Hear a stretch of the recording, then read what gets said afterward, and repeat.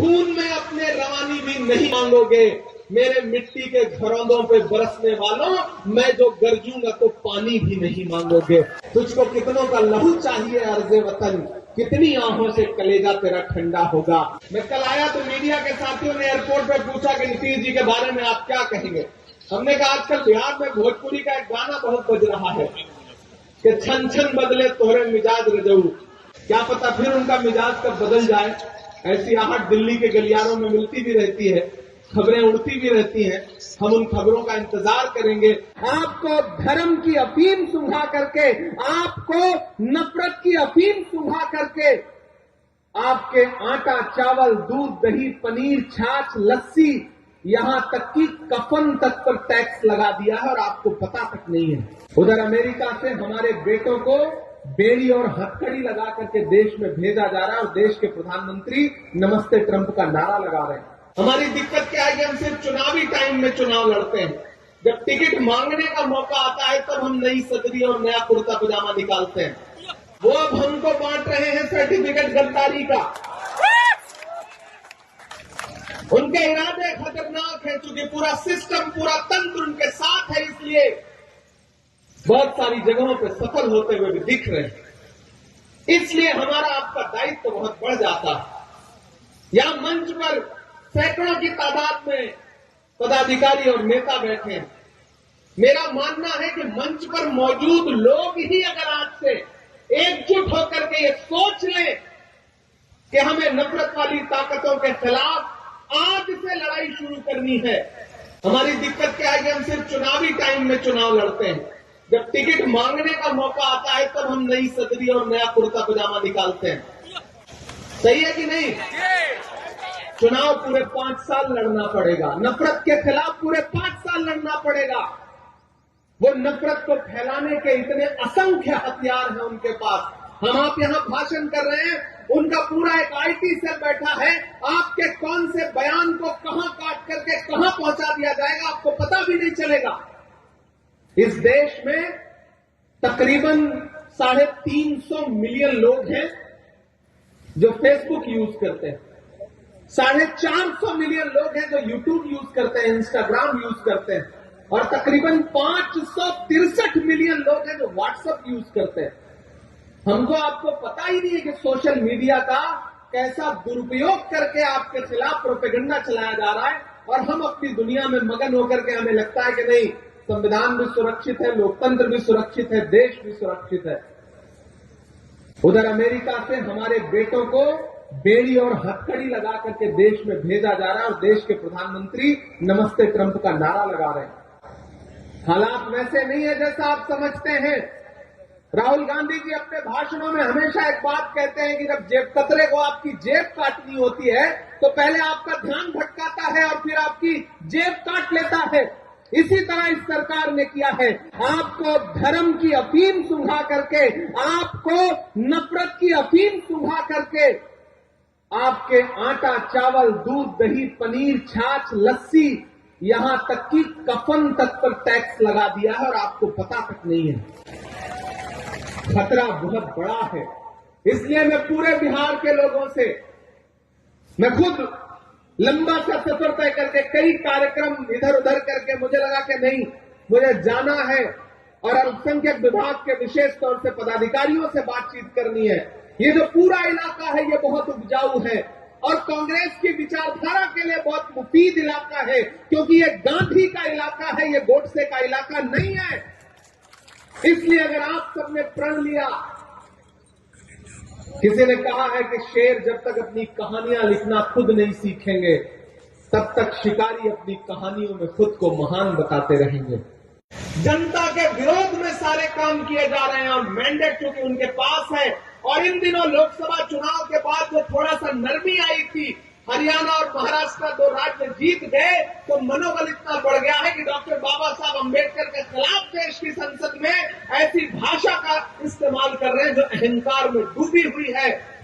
इसलिए साथियों, आपसे अनुरोध करता हूं कि इस बड़ी लड़ाई में कांग्रेस पार्टी के साथ खड़े होइए, अखिलेश भाई के साथ मिल करके पूरा अल्पसंख्यक विभाग पूरे प्रदेश में, बिहार में जिस मजबूती के साथ आवश्यकता है उनके कंधे से कंधा मिला करके, कांग्रेस कमेटी के कंधे से कंधा मिला करके पूरे प्रदेश के एक एक जनपद में, एक एक विधानसभा में जाने का काम करेगी। ये मैं आपको आश्वस्त करता हूं, ये मैं आपको भरोसा दिलाता हूं। और चुनाव के दौरान तो हम लोग आएंगे इस चुनाव प्रचार में, लेकिन मैं चाहता हूं कि आज से एक रोड मैप बने। अध्यक्ष जी, आप निर्देशित करें हमारे स्टेट चेयरमैन साहब को, हमारे प्रभारी जी को, और उसके बाद जहां भी आवश्यकता लगती है, मुझे खुशी है कि आपने माइक पर यह बात बताई कि मेरा बिहार से जज्बाती लगाव है। इसमें कोई दो राय नहीं कि बिहार से मुझे जज्बाती लगाव है। इसीलिए जब भी मुझे देश की पार्लियामेंट में बोलने का मौका मिलता है तो मैं कोशिश करता हूं कि बिहार के जो भी मुद्दे हैं उनको अपने भाषण में जरूर समेट सकूं और सदन के पटल पर रख सकूं। कुछ बातें हैं, 15 मिनट का समय मिलता है, 10 मिनट का समय मिलता है, जो आप कह देते हैं कि जो छूट जाती है वो मैं कह देता हूं। यही एकजुटता तो हमें आगे ले जाएगी। इसी एकजुटता की तो आवश्यकता है और इसी एकजुटता को अपनाने की जरूरत यहां चंपारण के हमारे लोकल नेताओं को भी है कि आप अपनी दुनिया में मगन बने बैठे रहिए, लेकिन अंततोगत्वा एक ओर से भी अगर सत्ताधारी लोग जीत जा रहे हैं तो हार है। उसी देश की पार्लियामेंट में जो 48 वोट से, सिर्फ 48 वोट से चुनाव जीत के सांसद बन के आया है वो भी बैठता है, और हमारा एक सांसद है जो 10.5 लाख वोट से असम से जीत के आया है वो भी बैठता है। तो जीत है और हार है, और लोकतंत्र नंबर का खेल है।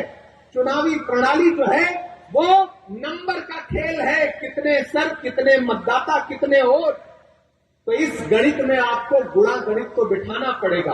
अपना ईगो, अपना जबरदस्ती का जो एक ईगो है उसको किनारे रख करके संगठन कैसे मजबूत हो, इसके लिए हम सारे लोगों को काम करना पड़ेगा। कोई दूध का धुला नहीं है। हम सब में से कोई बहुत राजनीतिक तौर पे कोई बहुत बड़े दिल का हो सकता है, सारे लोग होता है कि नहीं होते, लेकिन जब राजनीतिक नतीजों का दौर आ रहा है तो फिर लोगों को स्पेस दीजिए, लोगों को साथ जोड़िए, एकजुट करके साथ लेकर के चलिए। और पूरे बिहार में मैं उस आहट को महसूस कर रहा हूं अध्यक्ष जी।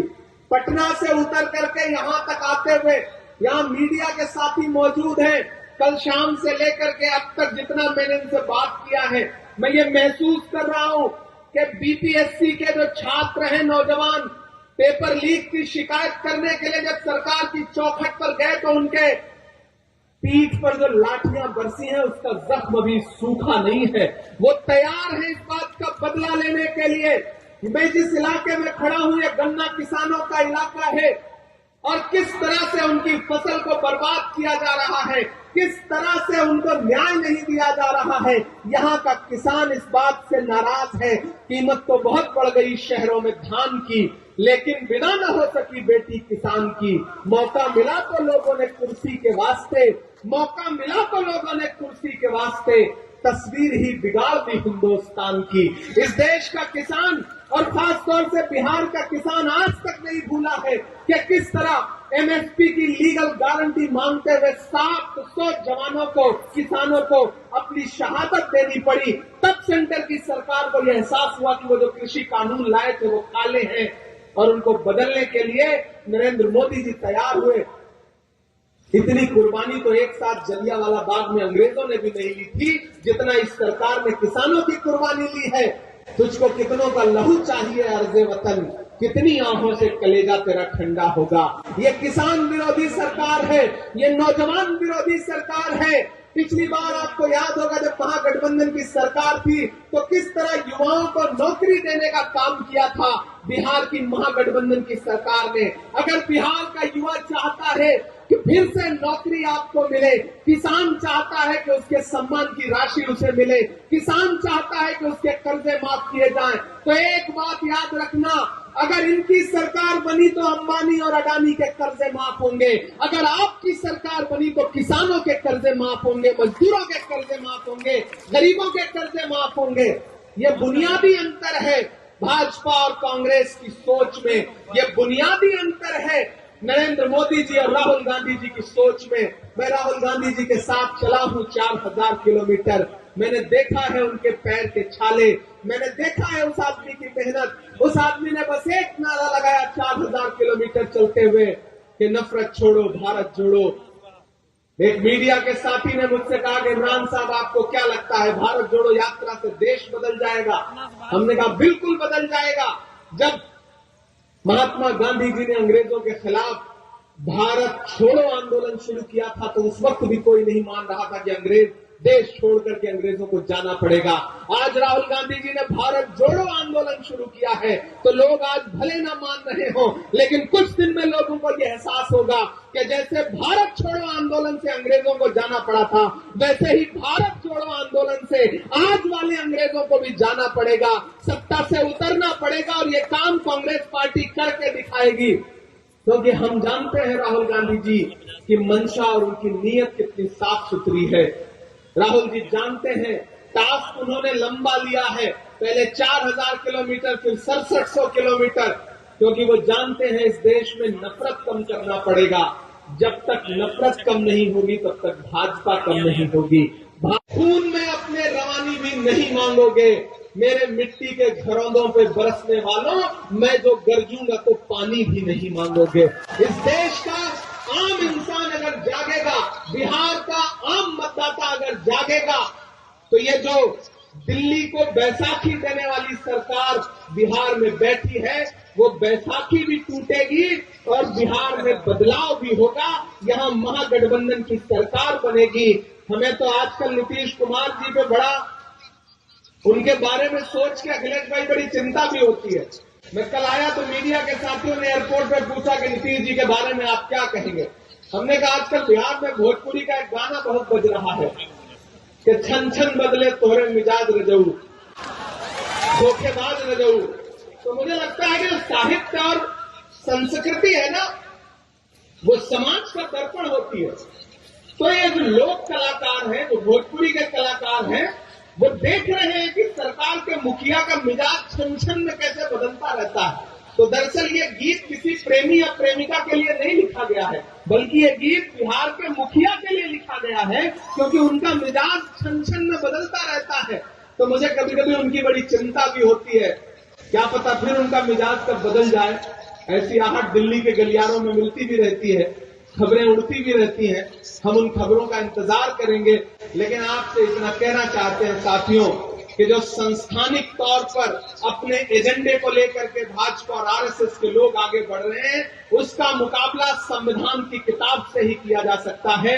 जो मुहिम जगाने के लिए राहुल गांधी जी पूरे देश में जा रहे हैं, हम उनके सहयोगी, उनके सिपाही, उनके साथी बन करके आपके बीच में आए हैं और आपसे ये अनुरोध करते हैं कि इस बड़ी लड़ाई में हमारे साथ खड़े होइए, कांग्रेस पार्टी के साथ खड़े होइए। वैचारिक रूप पर भी, सामाजिक तौर पर भी, राजनीतिक तौर पर भी कांग्रेस पार्टी के साथ आइए। हम सब मिल करके संविधान भी बचाएंगे, लोकतंत्र को भी मजबूत करेंगे और इस देश के हाशिए पर मौजूद दलित हो, पिछड़ा हो, अल्पसंख्यक हो, महिलाएं हो, नौजवान हो, अति पिछड़ा हो और इस देश का वो समड़ जो संस्थान की मार खा करके आर्थिक तौर पर गरीब रह गया है, उन तमाम लोगों के अधिकारों को लड़ने के लिए राहुल गांधी जी के नेतृत्व में पूरा इंडिया गठबंधन उस लड़ाई को लड़ेगा, ये मुझे पूरा विश्वास है। इससे ज्यादा आपसे बहुत कुछ कहना नहीं है। आपने बहुत धैर्य से हमारे भाषण को सुना। मंच पर जो बाकी साथी रह गए हैं जिनका नाम नहीं ले सके हैं, उनका भी आभार, उनका भी धन्यवाद कि वो इस कार्यक्रम में पूरे जोश और ऊर्जा के साथ शामिल रहे हैं। तो साथियों, एक बार फिर से आप सारे लोगों का बहुत अभिनंदन, बहुत शुक्रिया।